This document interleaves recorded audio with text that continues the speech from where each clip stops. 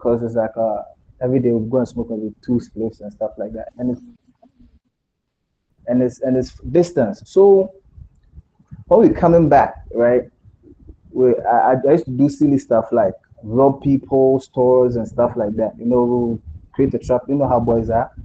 And then I'm high. I remember one time, as in that era, I remember one time, one of my friends came to tell my mom that I am smoking weed.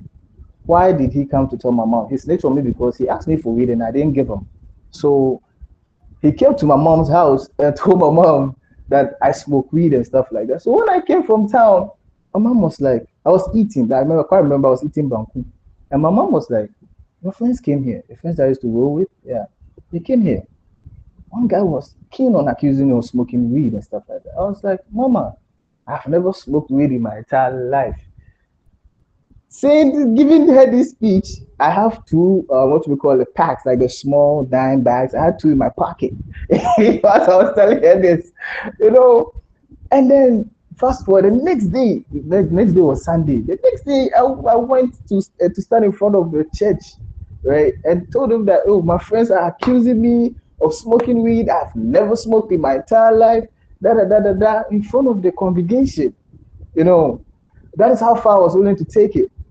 And I cut my head down, trying to play that good boy card and all of that. Uh, Everybody believed me, and then so sad enough, I think it was the next day or that evening, we went back into the mountains. Funny, one lady from the church stays around the area, so we were coming back, and this lady was like, "Hey, you, I know you. Ain't you this lady's son?" I was like, "Oh yeah, yeah, yeah, yeah." Then my friends like, "Yo, leave the lady alone. Let's go. We are all high, you can smell the weed on us." So the lady was talking. I was like, "Getting close to my neighbor. Yo, let's go, let's go." I was like, "See."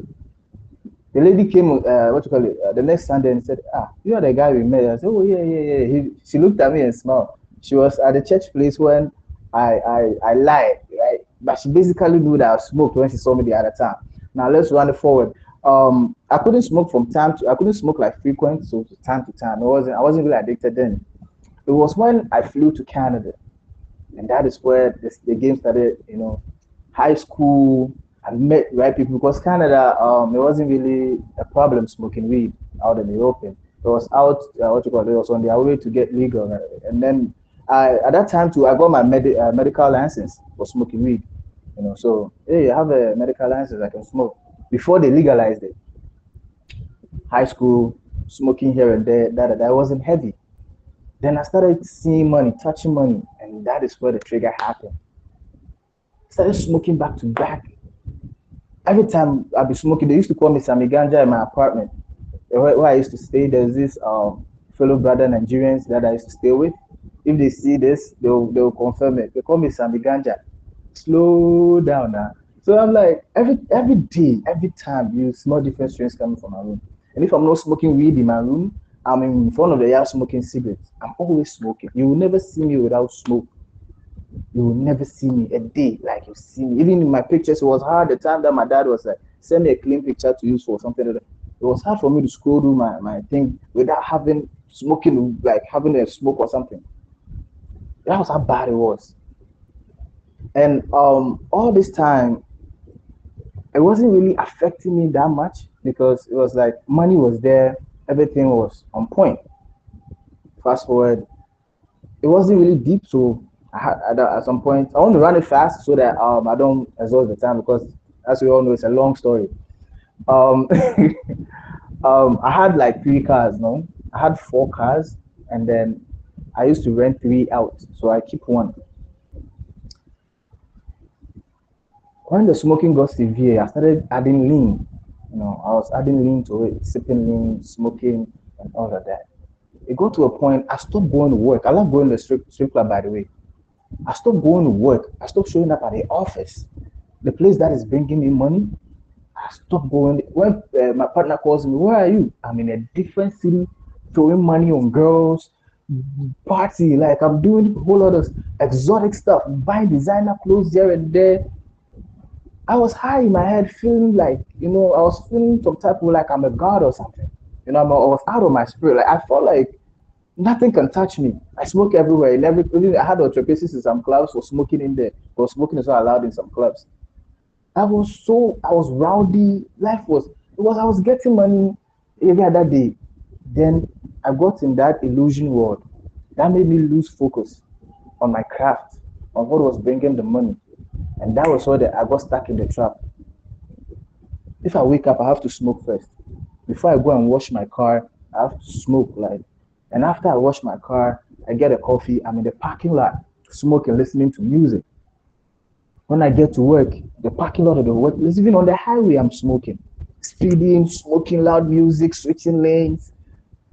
When I get to work, even in the parking lot, music going on, I'm smoking. When I get to work, and this was the thing, I love weed so much that when I started getting money to, I got license and went and get into the weed business in the what you call it, dispensary. Yeah.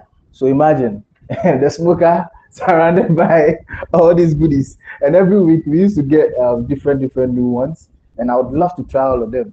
even at work, even at work, in between the times, I'll be smoking all the time. I couldn't live without it. I couldn't live without it. That time too, I was having money, so it wasn't really showing. You know, if you have money to a certain level, like it wouldn't really show, like because you can buy anytime, you can get whatever you want anytime, right? Then first car gone, I'll get it back. I sold first car. I'll get it back. Second car gone, I'll get it back. Before I realized, I was way behind on my payment of what you call it, the apartment, the rent. I was way behind. I got kicked out. I was sleeping in my car. I lost my car eventually because there was no money coming in. I was not getting money. I was not going to work. All I could think about was the drug. Nothing else. No prospect. Go and work, feed family. Nothing. Just drug. I remember a lady was trying to give me food. I said, "Nah, you should give me weed. Weed is okay." Imagine being in that state where somebody is willing to offer you food, but you want weed. If you give me money, I go to a point. If you see me, I think on my videos you will see that picture. I'm unkempt. My hair is bushy, my face. If you give me money to go take care of myself, I'll use that money to go and buy weed. It got to a point from the shelters and stuff like that. I ended up in shelters though. I want to fast forward, so I ended up in shelters. Like, so from shelters, there's this housing system in Canada where they put you in, and then you know if you've worked before, you have this thing that supports you every month. They pay this thing for you, Ontario Works or something like that. Yeah, so they pay my rent for me, and basically I struggle to stay alive. And that struggling to stay alive, when I wake up, I don't have money. So what do? I go around looking the floor, picking up pieces of weed and cigarettes. Pieces of weed and cigarettes. Somebody coming from Africa who really like to brag, show off, show money, show class. I'm in a foreign land, dirty, smelly. I've not bathed in days, walking around, picking weed from the floor. And then I'll put it together and then light it. It gets so bad that there was this guy in the housing thingy that I was at. When he smokes cigarettes, he doesn't really smoke all of it, but he puts it in a box and put it in the garbage. So I'll go and dig in the garbage around 4 a.m. You're surprised, right? 4 a.m. I wake up sharp and go and dig in garbage, get all them cigarettes. Yeah, I have to get ready. That's my tool. That is like I could not go to the corner store without smoking. That was how bad it was. I needed smoke so bad. Smoke over everything, anything. And then the best food I could buy for myself for chicken wings, maybe 5 piece. Or my best day is 20 piece. That's like for $20 or something. And that means I've gotten maybe $100. So I've already bought weed like 50. I bought what you call it, the cigarette like maybe 20. So the best I could do, and then that chicken wings, I will eat the chicken. The next day I'll feed on the bones because there is no money. And then I'll start looking on the net, going for those free foods, right? Free food. I can't cook in the apartment. The housing, I can't cook there. So raw rice and raw spaghetti, like the spaghetti raw, I'll be chewing on. That is how I survive. And then mind you, if you give me money, I will not go and buy food. I'll go and buy cigarette because I have rice. I have I have things that I can eat. And then luckily I had the big beans. That was the good, the best food in there. Everything was uncooked. The big beans was the thing that I could eat, and it was just what do you call it? It was just sad. I ended up in asylums more than I can count. I can remember the 3 times I ended up in asylum, the 3 different asylums. Yes, and I was out and I still smoked weed. I still went and smoked. I still didn't understand I had a problem. And then my dad came to visit me one time. That time I was in the housing thing.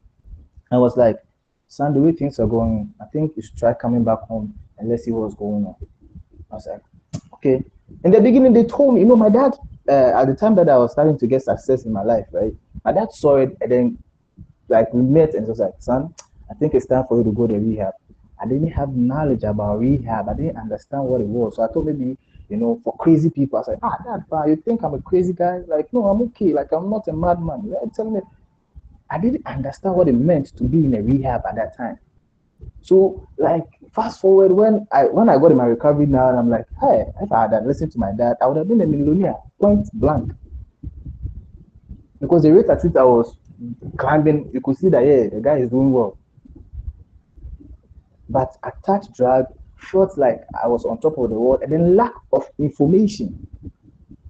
I didn't have the right information. I didn't know much about rehabilitation. I didn't know much about weed. All I know is I love it, we praise it, and all of that. Let's get by the time that I got to Ghana. So I got to Ghana, what we call it. I came with a few dollars, the support system. I came with a few dollars. So in Ghana, it's a good amount. And we people like us, right? Everywhere we go, it's like we have GPS. We know where to go and get our thing. It's like we have GPS everywhere. Drop me in the middle of nowhere. I'll find some place to smoke. It's like magic. when I landed, what do we call it? I got home, settled in, and everything. And I was like, oh, let me just step out, take a walk. I found myself in less than 2 minutes at the bar, already lit a cigarette with one club going on. Mind you, back in the day, they used to call me club. It means like, the club will look at your belly. Club will show food. And back in the day, too, we used to buy like in crates and be drinking and all that. At that time, I didn't even know I had an addiction problem. I thought, the mindset that we had was the more you could drink, the more stamina you have, or the more you could smoke, the more stamina you have. But I didn't know that I actually had a problem. Yeah. So back in Ghana, I'm just there, smoking and all of that. And then smoking cigarettes by nightfall, a guy came in. 1 second. Hold on 1 second. Yeah. That's fine. Yeah.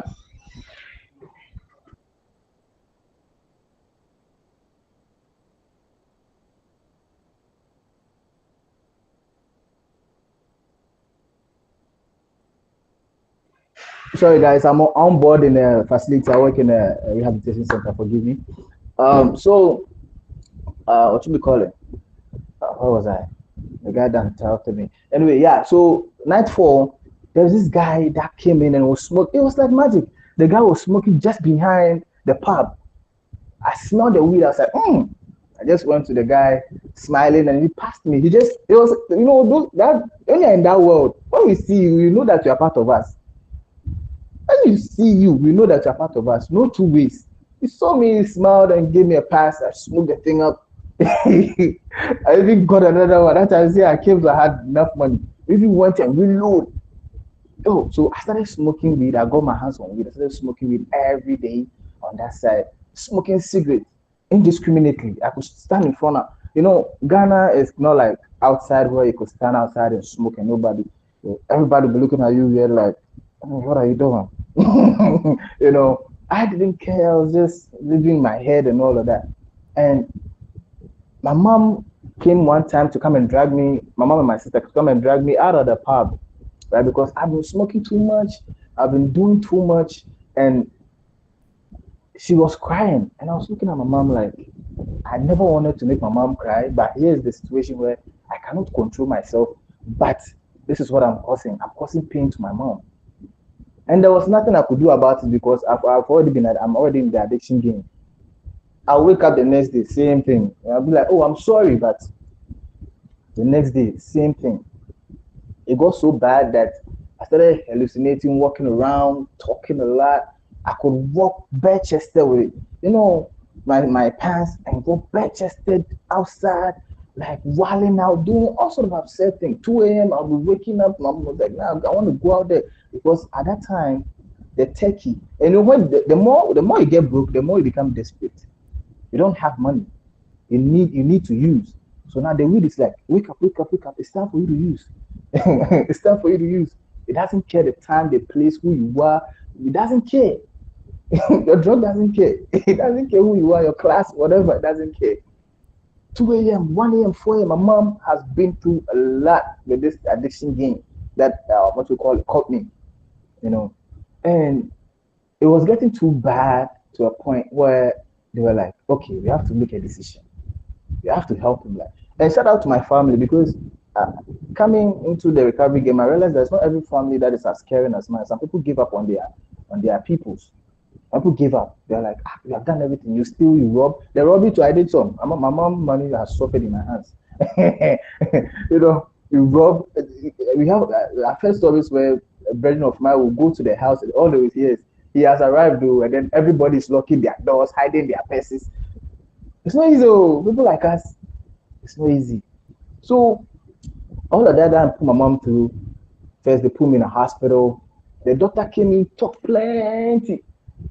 Some of us we read a lot, and then for somebody who has studied and took a license in the weed business, you can't tell me nothing. I will argue with you because people come to my office and then they ask for drug to sleep, drug to giggle, and I supply them automatically. Me, I'm a doctor, so you can't challenge me. The doctor come and talk plenty. I'm looking at the doctor like this. That's okay. And then I think my one of my uncles reached out and was like, "Have you heard about? I have a son in the city. Da da da da da." So no. So okay, you should come around. There's a big house. Da, da, da. So they gave me a storyline. I'm going to visit my cousin, right? And I know that my cousin is also balling like he has money and all of that. I bought new lighters. I put on my drip. I packed my bag. The funny thing is, after they put me in the hospital, right? They kept me there for a couple of days. So the time that place was ready, they just transferred me.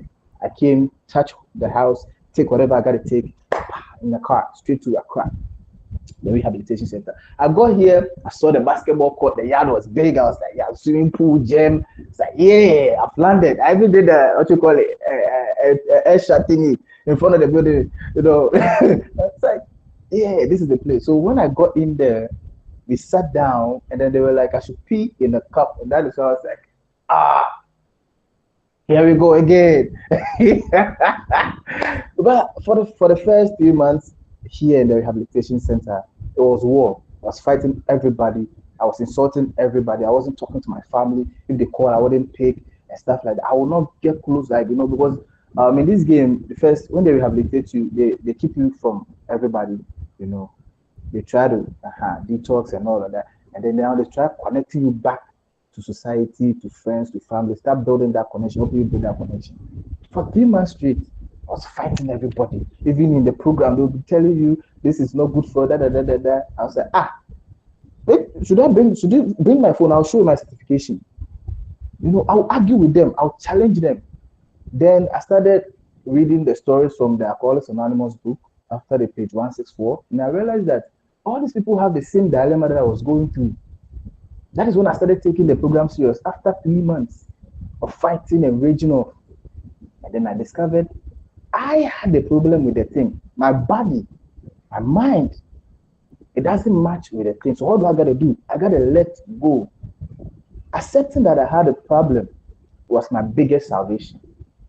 Accepting that I had a problem. So now I started looking for solutions. That's why I started reading. And the reading has never stopped until today. As Mr. OK said, yeah, I've been reading, writing articles and all of that. I got interested to know how my body works. How can I protect it? How can I work on myself? It's just been an amazing journey. I'm 2.5 years clean. I'll be 3 years in October this year. My family is happy. Come on, guys, let's celebrate that. 2 years, 2 years, 2 years. Let's hear it. Come on. 2 years is not easy. Come on. Yeah. My mom is happy, my family, everybody's happy. I'm like, we are alive. When I came alive, everybody, because addiction is a family disease. It affects everybody around you, especially people that love you, people that care about you. It affects all of them. So it's like you are taking a whole lot of people with you. So when I came in the recovery, started connecting, bonding, I could feel the life, like you know, my family, we are happy. My mom's calling me every day. We talk. My dad, our connection has become stronger. My life is basic. I'm starting from scratch. Let's say way more than like below scratch, but with the help and caring of my family and loved ones, my life is going amazing. Like I work in a rehabilitation center. I'm in a good position. What you call it? I am preaching the recovery word. I'm helping some of my family members. I'm helping people from outside my family. I'm being an inspiration to other people. Because Sammy, who would have thought Rico will stop weed? Ask everywhere. Weed, alcohol, lean.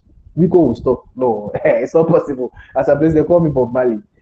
I never smoked. You see, when I came to Ghana, I saw people smoking weed like the slaves. I said, you guys, what does this? You guys are smoking slave. I said, I want a thing. You have to be the king size, the long one, but Mali, it has to be long. And then I miss what you call it, the king size too, with like tobacco and grab bag. I need a long, big, people are smoking. So when I go to the joint and I'm buying my weed and stuff, everybody just realize he's not from here.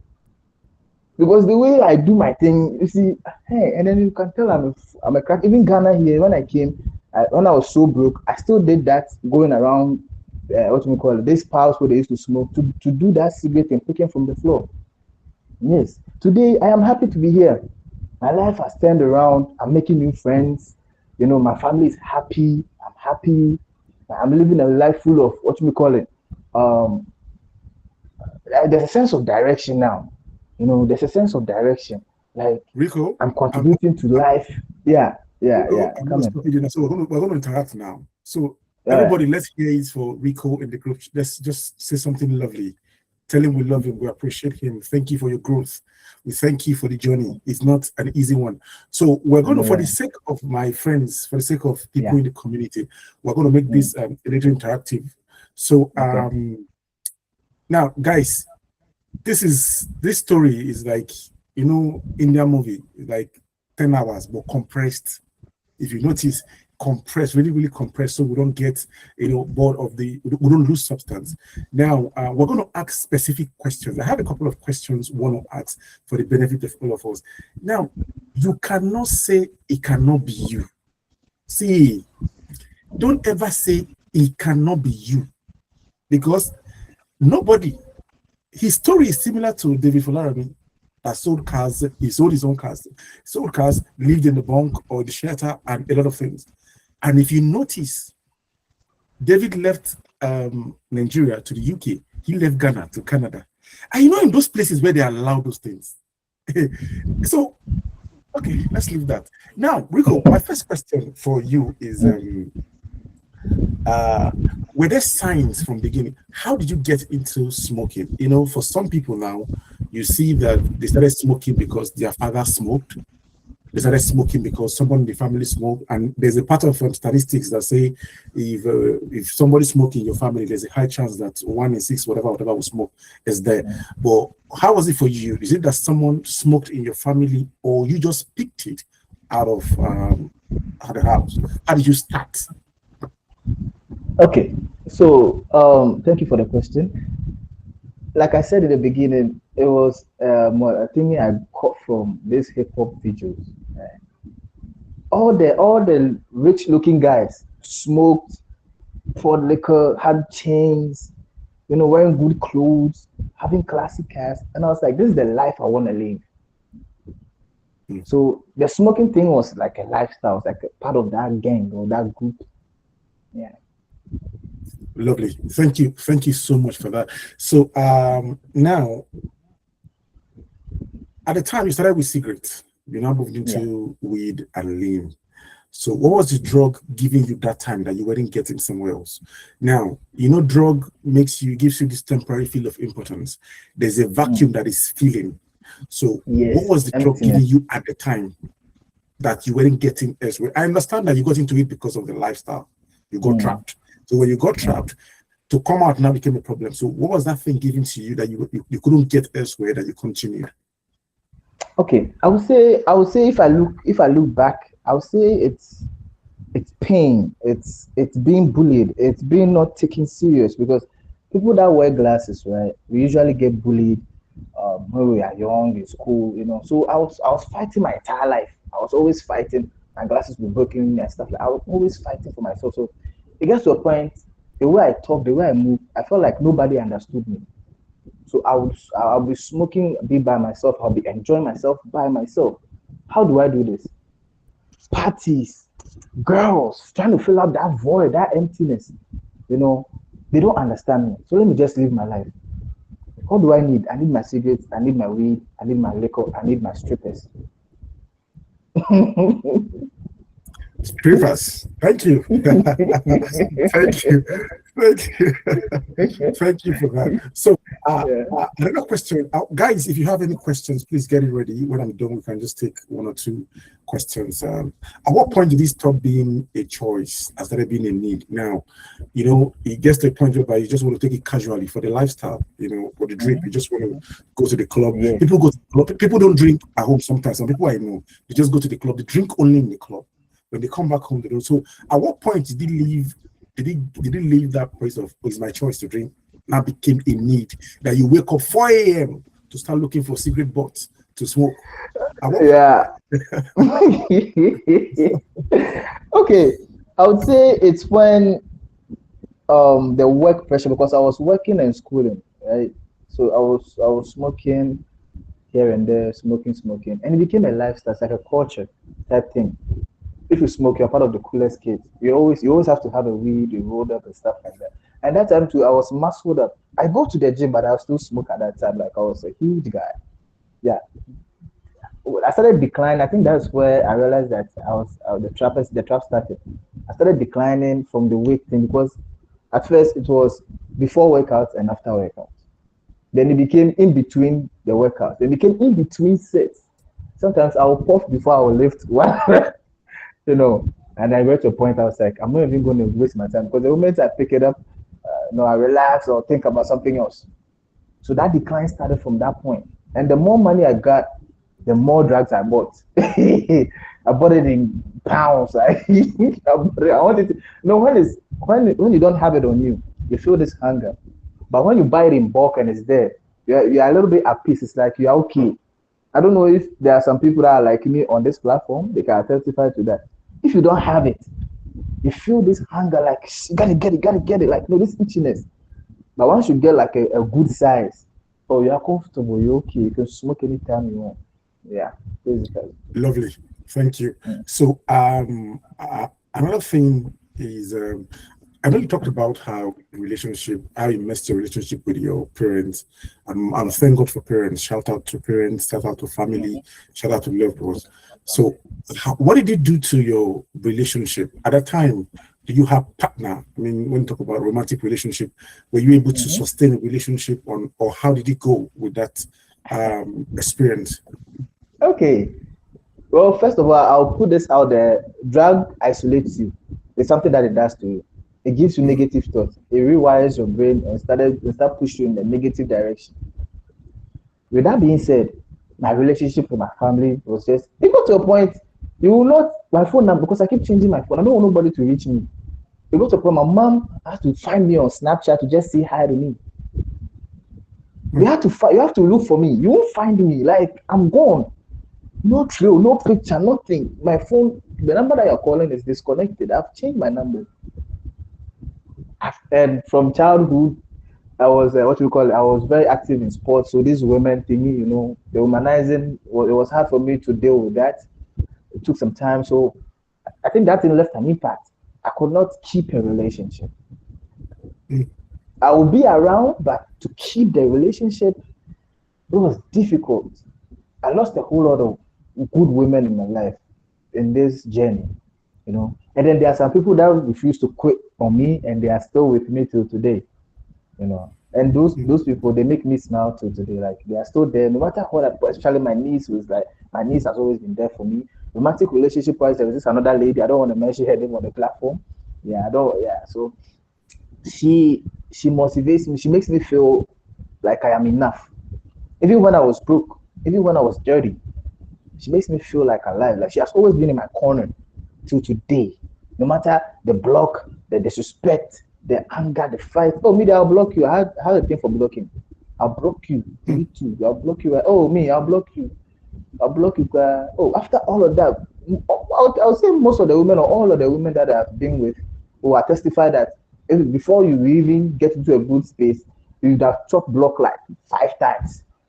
Now, I had bad when it comes to relationship. I wasn't good at it.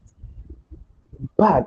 It's recovery that is teaching me a whole lot when it comes to keeping relationship building. So now that I am getting better, they are reaping the benefits. I could see it in their face. I could see it in their reactions. Yeah. Lovely. Thank you so much, because we've one of the things that this drug, like you said, it will isolate you to deal with you, because at that time it won't allow you to get any sense of reasoning, any sense of reason rather from anybody. So was there a time in your journey where you were suicidal, where you thought of taking your life? Oh, yeah, but the suicidal thing was, I grew up with that 50 cent mindset. That's how come I started learning how to build my body and all that. I started building my body when I was like 14, 15. I have pictures of that. 14, 15, I started building my body. Like I had that 50 cent mindset, but then drug just messed the whole thing up. So having that type of mindset, there are some things you stay away from. I don't know if you understand me. Yeah. Coming from that, yeah, there are some things that you cannot put yourself in. That 50 cent mindset gives you that animal's ambition. It was the drug that bled me from my path, if I'm making sense. Or did I Lovely. deviate your question? No. I get you. I feel you. I got your question. So, at this point, did you ever lose anyone to drug within the shelter, or did you see anyone that Yes, died? yes, yes, yes. I've, How I've, did I've lost how did people you? to I've lost people. Trust me, this journey I've lost people. I won't lie. Even last year, I lost a friend that the time that I was in recovery here, we used to share a room. We fight all the time. We talked about it like, when is he gonna stop? Say he will never stop using, even when he get out of here. And then we heard he overdosed and died. Wow. He just up and died. You see, I don't want to mention his name. His father is a very prominent and well known worldwide. He just up and died. Overdose. Wow. Wow. It's not Wow. easy. Thank you. It's not, Thank you. it's not Thank easy. you. I get. Let's not bring the emotion back. Thank you. Thank you. So my own final or one second to last question before I take questions from my colleagues here is I know you were deceived into rehabilitation. You didn't want to go because I've never seen any drug user that willingly want to go. So it's always like that. So Yeah. when you discovered that you were there, you already they brought me here now, so I can't go back, isn't it? So what's that thing? What changed your mind? It's okay, you know what? I don't want to fight this thing anymore. I just want to get better. Yeah. It's the AA book, Alcoholics Anonymous book. The stories is the stories that changed my mind. It's the stories. Yes. I started getting addicted to reading. I didn't like reading. Let me tell you a secret about me. I hate reading books. No picture book. And when it's plenty, I never really growing up in Ghana, in the chest of a woman, and then Grief Child. These books, Grief Child, I've never read it. In the chest of a woman was quite entertaining, so I was able to finish it. Apart from that, no. It was here that I really learned that skill of reading big books, like because the story caught me. I loved reading at that point when the story caught me. I was like, there's a whole lot of knowledge in the book. So I started reading a lot of books. I started diving into books. I started investing into books. Even when I got my privileges of having phone and stuff like that, I was like, they should give me time. I dove more into books. That was my new world. I've discovered something amazing. And then that spark came from there. So today I read a lot. Because all the knowledge, right? I believe there are secrets to this world. They are all hidden in the book. and we are Yeah, just too, to notice. Yeah. lovely. So reintegrating back into the society, Mm-hmm. it might not really be easy because some of these things you're still going to be seeing them, especially in a country that permits some of them, you know. Yeah. So are there still hard days? How do you handle moments where it feels like it gets difficult? Because it's not just easy to snap. And 2 years, on behalf of the ICHAD project, we're going to give you a badge. Yes, for two Oh years, we're going to wow. give you a badge. We'll do that. Then every year, by the grace of God, we're going to be giving you a badge as soon as you reach. So by the time you reach your 10th year, we'll celebrate Mm. you big time. It's a promise. So Jamila, please take note Wonderful. of that. Thank you for not dying. Thank you for doing this life with us. So how do you what's the word now? Um how do you handle hard days?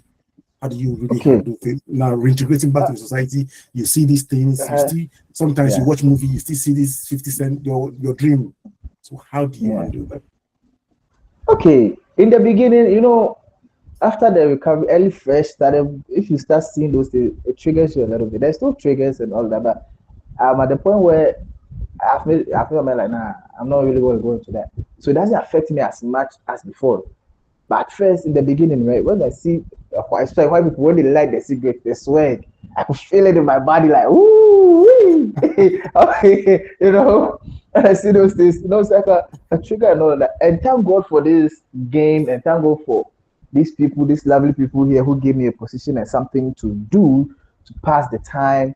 And it further developed this passion to jump into this world and help or motivate people like me when they gave me this opportunity, right? It's like this place is like your own kind of world. You're away from the world. So I barely step out of to what there's nothing out there for me. I know what is out there. The time since youngin, I was always outside. I've never been in the house, I've always been outside. Now I'm grown, I've been through a lot, I've seen a lot, and I'm here today. And I know the truth, and I know the truth about myself. There are some places I don't put myself in there, like, oh, I've mastered it. No, I don't put myself in certain situations. I stay away from trouble. Even in my area, when I go out, they ask me, did you travel? I say, oh, no, I'm around. I come outside to come and do what? Everything I need is here. I read. There's a library here. There are people I talk to. I have fun. I watch movies. I learn write articles. I do, and then some weekends, even of late now, it's my folks are even like, yo, you need to come around and stop hiding. You know, go and weekend hang out with them and all of that. I am at peace with who I am now. Why trouble the peace? This is one of the difficulties and relapse triggers people are facing. Once they feel like they have overcome the thing, they go out there acting like Yeah. nothing can touch them. And that is very dangerous. That is a no-no. Drug is something you have to understand. You have to surrender to drug. Understand that he is the winner or it is the winner. The moment you feel like, oh, I'm above you, hey, even when you're asleep, me up to now, I still have those dreams where I feel like I've smoked weed in my dream, and then I wake up all sweaty, even feeling like the thing is even in my throat. This is the consequences of using drugs over the years. And then you Mm. still want to go and hang with people that are doing that, go to places. I don't go to bars. Even if I'll drink, I will not go there. I've Mm. I've stayed away from some things. I've changed the place where I enjoy myself. Now it's like beach, poolside, family hangout, engaging things like bike ride, those things. You will not find strip club is a no no. I'm not going to strip club again. Club, I'm not going there again. What am I going to find for them? Let's be honest. What are you going to look for? Somebody who is in recovery. You know what drug did to you. What are you going to look for in the strip club or in there's nothing there for you. Be honest to yourself. There are far way other ways to have fun. Plenty. Choose one. And from somebody, you should know that it means a lot for somebody who loves strip club. Every Yeah. weekend, I'll go to the strip club. Every weekend, I'll go to the strip club. And Saturday morning, I'll go to the beach. The evening, I'll go to the strip club. So imagine, I've left all these things away. That's how come I'm keeping my recovery till now. I stay away from trouble, and I don't act like I am bigger than somebody, I am powerful. I am no. I still respect my boundaries. I still respect that anything can happen to me because people have more years, more clean time, and they still relapse. True. So I need to be careful with the way I move. Very careful. No matter how the world have received me now or my family has received me, I still need to be on point. Yes, that is the secret. Lovely. Thank you very much. Finally, I want to ask a very personal question. Are you in a relationship now? Are you dating? Like I said, there is this beautiful woman who will never give up on me, and that is who I'm talking to. So lovely. Now, the reason I ask now is, when people, Jay Martins, when people come out of this, there's this stigma that people have. Oh, I don't want to do life with them. I don't want to do blah, blah, blah. So, do you think you're ready to lead a relationship? And do you think whoever you are doing life with will respect this you now? I believe she already did. She's known me from the time from growing up. Right? She's known me the way I was before the drag kicking and all of that. So she always reminds me like, you are better than this. You know you are better than this. You know you are bigger than this. So the respect was kind of there. And then when I went deep into the drag thingy, she was like, this is where you are at. You can come back and come and meet it. I know who you are. Like, somebody that makes you feel that you can do anything, like Superman. And trust me, that person has been through a lot at my hands. I'll not lie. I'm even shocked Mm, that she's still talking to me. mm. I Yeah, feel you. yeah. Thank you so very much. Thank you. One thing I want to say so I don't forget is that we're going to bring you back for a bigger conference. This time around, you're not going to be talking about drug, you're going to be teaching. We're going to be learning from your experiences. So thank you so much, Rico. I really, really Yeah. appreciate it. So we're going to take questions from my guys now. So everyone, let's just celebrate him. Let's just use your finest Thank you so emoji. much Come for on, the this is love. he's one of our guy Thank you now. He's so going to be much for the working with love. us because he's saying this is, yeah, Nancy. So, okay, Aziz left a question. If you have a question, please feel free to put your hand up or mute and speak. All right. There's a question. What do you do when it's someone of authority in your life that's pushing you to smoke, like husband or wife or parent, someone you can't say no to, or someone that's supposed to be the one telling you not to, but they are the ones pressuring you for one reason or the other? Aziz, your question is below. Rico, do you want to attempt Well, or you want me to oh go yeah, ahead yeah, with the yeah. one? I can. It's simple. This is the thing. In life, you lose to gain. See this journey. I've lost a whole lot of people, important people, people that have power and all of that because of my recovery. They smoke, they drink. I cannot hang with them. There are some places that we are supposed to meet that I can't go. I lost them, but I made new friends. New people. I feel like these new ones are even more powerful than the old ones. So Mm. trust me, you will lose them at some point. You will lose things. But if you fight for what you believe in, at the top, it will be worth it. At the top, it will be worth Thank it. you, Rico. I think I'm not going to say anything. Aziz, I hope that question, and I know that question is not for Aziz. He asked for somebody, but I Mm. hope whoever the person is now will get clarification. So, do we have any other question that want to ask? Nothing personal. Don't ask about this personal question. Do we have any other question that want to ask Rico? Anybody? Mm, anybody? Okay. So I think this is okay. There's no other question in the chat. I'm just gonna say so. Mr. Rico, thank you very much. We're going to release you now. I want to say thank you very much. And on behalf of my colleagues here, my family here, I want to say thank you. We are also going to bring you back, hopefully physically, to Nigeria. We're also going to hopefully, we're also going to do life with you because we're happy for your growth, we're happy for your progress, and we are here for you. So, like I said, in one of the ways that we're going to encourage you is every year we'll give you a badge. Every year we'll give you a badge. So that by the time you go to your closet and you see 10, you can't even go back. You can't go back to that life anymore. By the time you start Nah. seeing those things, and I thank God that it didn't ruin you. And one thing I've noticed is a pattern. Most of the good guys that come out of this, they end up helping people. And there's another Yeah. guy I'm going to introduce to you. His name is David Folaromi. He's doing an amazing job, the same like you. He was in the UK, messed with drugs. Right now, he's advocating for the same thing. So, ladies and gentlemen, you guys have heard it from someone, from first-hand information. So, someone that has, see, like I said, the highs you have seen it, the lows you have seen it. So, what is there again? So, Mr. Rico, thank you very much. Everyone, let's just put a thank you in the chat as we thank you so much. Thank you so much. We're grateful. And we want you to have a lovely night rest while we get into the second phase of this meeting. Thank you so much. After this, I'm going to give you a call and we'll have a chat here. Thank you and have a lovely night rest. All right, you too. Thank you so much. Yeah. And yeah, okay, he's gone. All right.